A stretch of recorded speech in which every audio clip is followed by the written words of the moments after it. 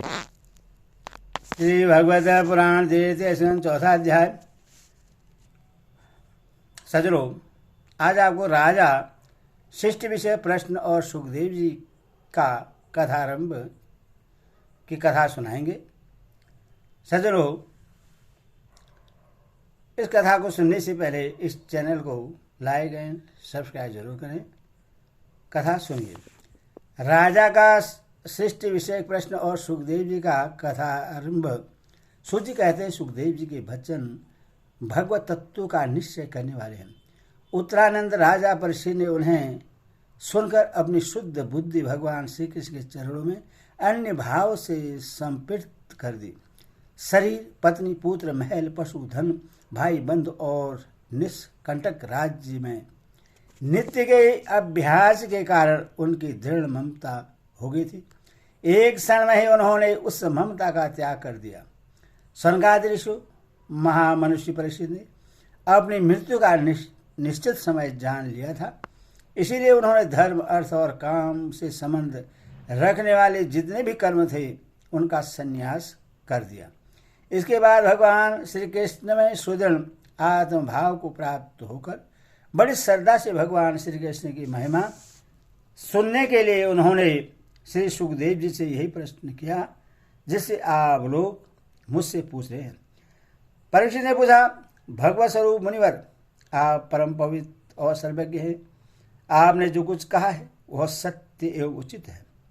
आप ज्यों का त्यों भगवान की कथा कहते जा रहे हैं, त्यों त्यों मेरे अज्ञान का पर्दा फटता जा रहा है। मैं आपसे फिर भी यह जानना चाहता हूँ कि भगवान अपनी माया से इस संसार की सृष्टि कैसे करते हैं। इस संसार की रचना तो इतनी रहस्यमयी है कि ब्रह्मादि समर्थक लोकपाल भी इसके समझने में भूल कर बैठते हैं। भगवान कैसे इस विश्व की रक्षा और फिर सहार करते हैं। अनंत शक्ति परमात्मा किन किन शक्तियों का आश्रय लेकर अपने आप को ही खिलौने बनाकर खेलते हैं। वे बच्चों के बनाए हुए घरौदों की तरह ब्रह्मांड को कैसे बनाते और फिर किस प्रकार बात की बात में मिटा देते हैं। भगवान श्री हरि की लीलाएं बड़ी ही अद्भुत अचिंत्य हैं। इसमें संदेह नहीं कि बड़े बड़े विद्वानों के लिए भी उनकी लीला का रहस्य समझना अत्यंत कठिन प्रतीत होता है। भगवान तो अकेले ही हैं। वे बहुत से कर्म करने के लिए पुरुष रूप से प्रकृति के विभिन्न गुणों को एक साथ ही धारण करते हैं अथवा अनेकों अवतार ग्रहण करके उन्हें कर्मशः धारण करते हैं। मुनिवर, आप वेद और ब्रह्म तत्व दोनों के पूर्ण मर्मज्ञ हैं, इसीलिए मेरे इस संदेह का निवारण कीजिए। सूजी कहते हैं, जब राजा परीक्षित ने भगवान के गुणों का वर्णन करने के लिए उनसे इस प्रकार प्रार्थना की, तब श्री सुखदेव जी ने भगवान श्री कृष्ण का बार बार स्मरण करके अपना प्रवचन आरंभ किया। श्री सुखदेव जी ने कहा, उन पुरुषोत्तम भगवान के चरण कमलों में मेरे कोटि कोटि प्रणाम हैं, जो संसार की उत्पत्ति, स्थिति और प्रलय की लीला करने के लिए सत्व तथा तमोगुण रूप तीन शक्तियों को स्वीकार कर ब्रह्मा, विष्णु, शंकर का रूप धारण करते हैं, जो समस्त चर अचर प्राणियों के हृदय में अंतर्यामी रूप से विराजमान हैं, जिनका स्वरूप तथा उसकी उपलब्धि का मार्ग बुद्धि के विषय नहीं है, जो स्वयं अनंत है तथा जिनकी महिमा भी अनंत है। हम उन्हें बार बार उनके चरणों में नमस्कार करते हैं, जो सत्पुरुषों का दुख मिटाकर उन्हें अपने प्रेम का दान करते हैं, दुष्टों की सांसारिक बढ़ती रोककर उन्हें मुक्ति देते हैं तथा जो लोग परमहंस आश्रम में स्थित हैं उन्हें उनकी भी अभिष्ट वस्तु का दान करते हैं, क्योंकि चर अचर समस्त प्राणी उन्हीं की मूर्ति है। इसीलिए किसी से भी उनका पक्षपात नहीं है।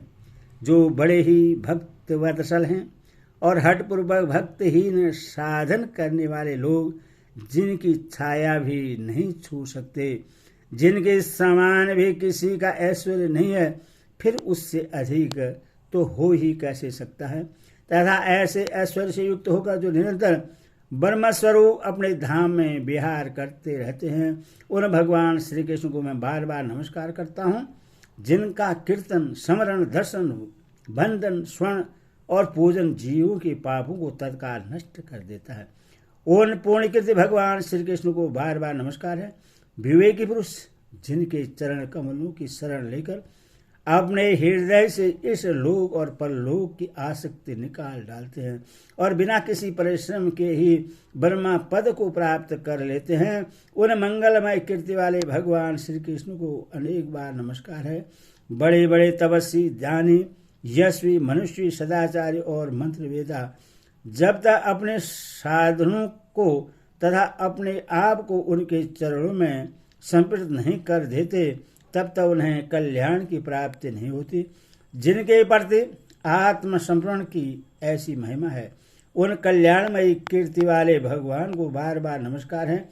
किरात, हुण, आंध्र, पुलेंद, पुलकस, आभे, कंक, यवन और खस आदि नीच जातियां तथा दूसरे पापी जिनके शरणागत भक्तों की शरण ग्रहण करने से ही पवित्र हो जाते हैं, उन सर्वशक्तिमान भगवान को बार बार नमस्कार है।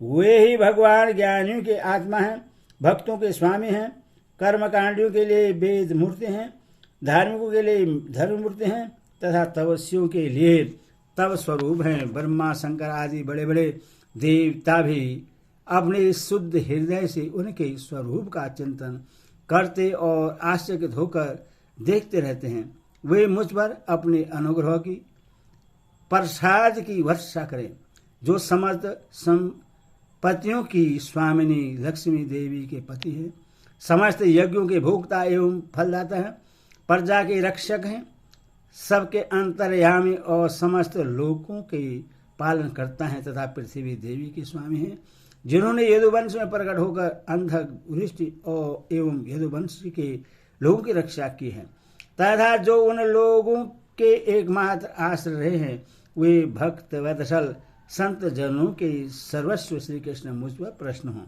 विद्वान पुरुष जिनके चरण कमलों के चिंतन रूप समाधि से शुद्ध हुई बुद्धि के द्वारा आत्म तत्व का साक्षात्कार करते हैं तथा उनके दर्शन के अनंतर अपनी अपनी मति और रुचि के अनुसार जिनके स्वरूप का वर्णन करते रहते हैं, वे प्रेम और मुक्ति की लुटाने वाले भगवान श्री कृष्ण मुझ पर प्रश्न हों।